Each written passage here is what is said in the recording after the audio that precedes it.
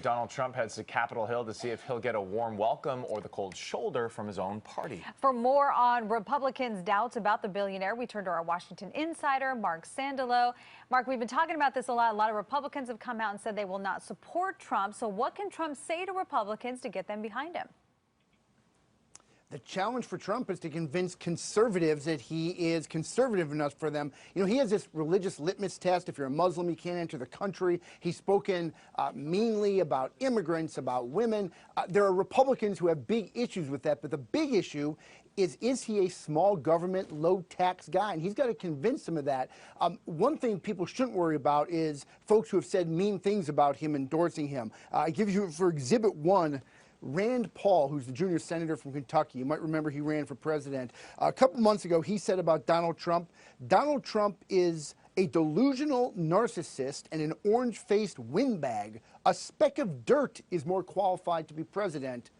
Rand Paul has now endorsed Donald Trump to be president. So the problem is not going back on things they might have said. The problem is believing he's a conservative.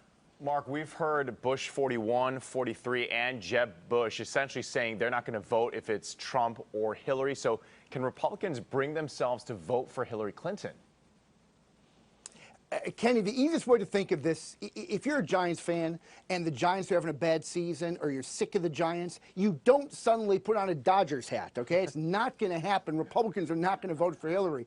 But at the same time, you might not show up at as many games. You might not go to as many Giants games, and that is the concern for Republicans. Polls out this morning show a relatively close race in places like Ohio between Trump and Clinton. If the base of the Republican Party isn't fired up and motivated to vote, Republicans can't win the election. Oh, anything to watch for in today's primaries? You know, so we got West Virginia and Nebraska on the Republican side. You know, it's over. The only interesting thing is people like Cruz, you know, they're still on the ballot. The anti-Trump folks, just to voice their displeasure, could be voting there. We don't know. And the Democrats are voting in West Virginia. Bernie Sanders is also mathematically eliminated. Neither Trump or Clinton can clinch this thing 100% guaranteed until California votes on the 7th. But essentially, it is wrapped up. All right, we're getting warmed up. Marc Sandalow for us in Washington, D.C. Marc, thank you.